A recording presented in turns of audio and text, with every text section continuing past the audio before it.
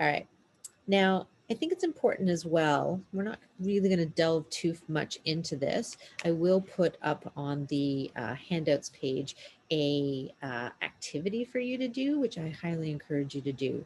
But I think it's important that we spend so much time in the pregnancy sort of planning for the birth, and the birth is maybe going to be 24 hours of your life, but we fail to neglect, or we plan, or I don't know what I'm saying here. We end up neglecting sort of what the postpartum period is going to be like. And that's the big stuff.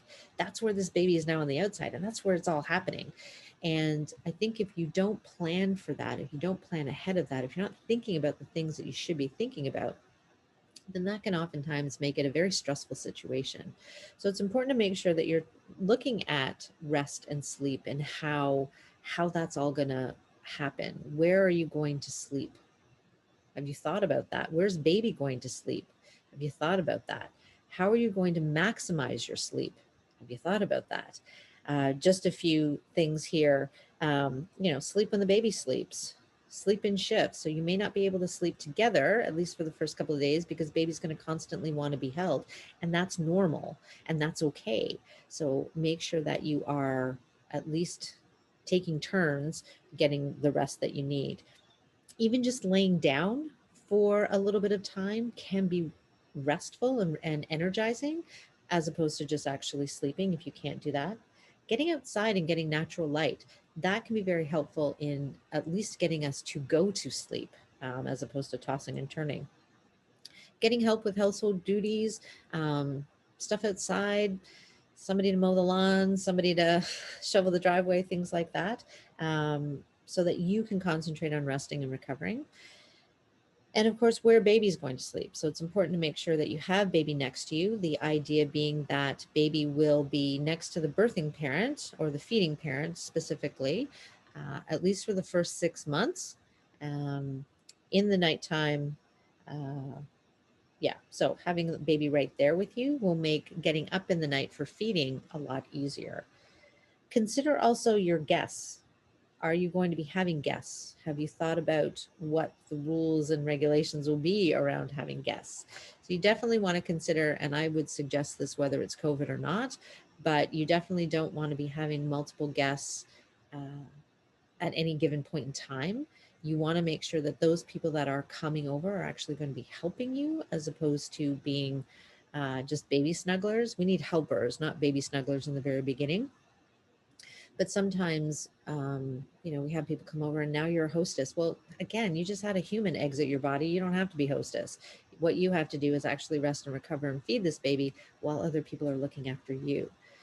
You always want to make sure, and again, this is whether there's COVID or not, you definitely want to make sure that people are not coming over if they're feeling unwell, that they are washing their hands and with soap and water, not just hand sanitizer, with actual soap and water, and drying their hands off before they even come in contact with baby. Um, Wearing masks as well. And this is generally not just necessarily for baby's protection. This is for the protection of the people that are coming over to your home. Because keep in mind, you've been in hospital potentially, and now you need to make sure that you're protecting other people. So having masks, having outdoor visits can be helpful in reducing the risk. Let's see what else we got here. How are you going to feed yourself? Have you thought about that? Are you putting meals away ahead of time? Are you cooking extra, doing double batches of food that you're making, spending weekends making some food and putting it away in a freezer, things like that? That can be very helpful. When people come to see you, maybe they bring food. We don't need any more baby onesies. What we need is actually food, good, honest food, healthy food that you can eat. That can be easily made as well. While you're feeding, breastfeeding, make sure that you are being well fed and being well hydrated. Try and find ways to pack in as much nutrients as possible with smoothies and pre-made snacks and things you can eat with one hand. These are going to be very helpful for when you are trying to maintain your nutrition while feeding a lot.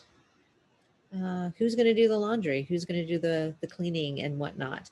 Definitely consider that stuff.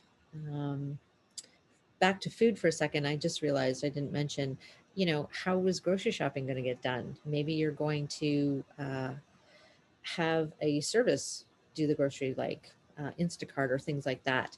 Have groceries delivered. What about HelloFresh or, food boxes and things like that, which can be very quick and not too time consuming or too complicated to actually get good food in you. Um, Make a chore list. So look at the chores that get done and who does what in the weeks leading up to the birth, and then separate those out. What are things that don't need to be done right now that can be put aside? What are things that we can get other people to do, like mowing the lawn, shoveling the driveway, walking the dog, things like that? Are there people we can hire?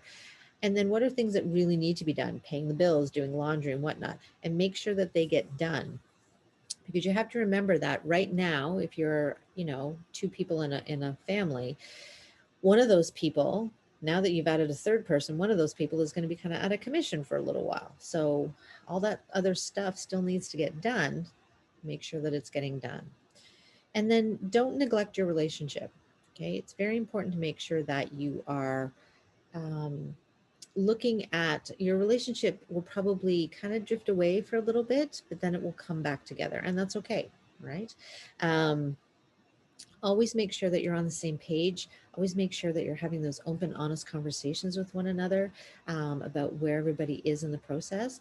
And you want to listen, to be open to receive the information, but you also want to be able to give the information that you're feeling without judgment. Okay, so you're going to have information coming at you, and you're going to be wanting to express feelings and thoughts and whatnot.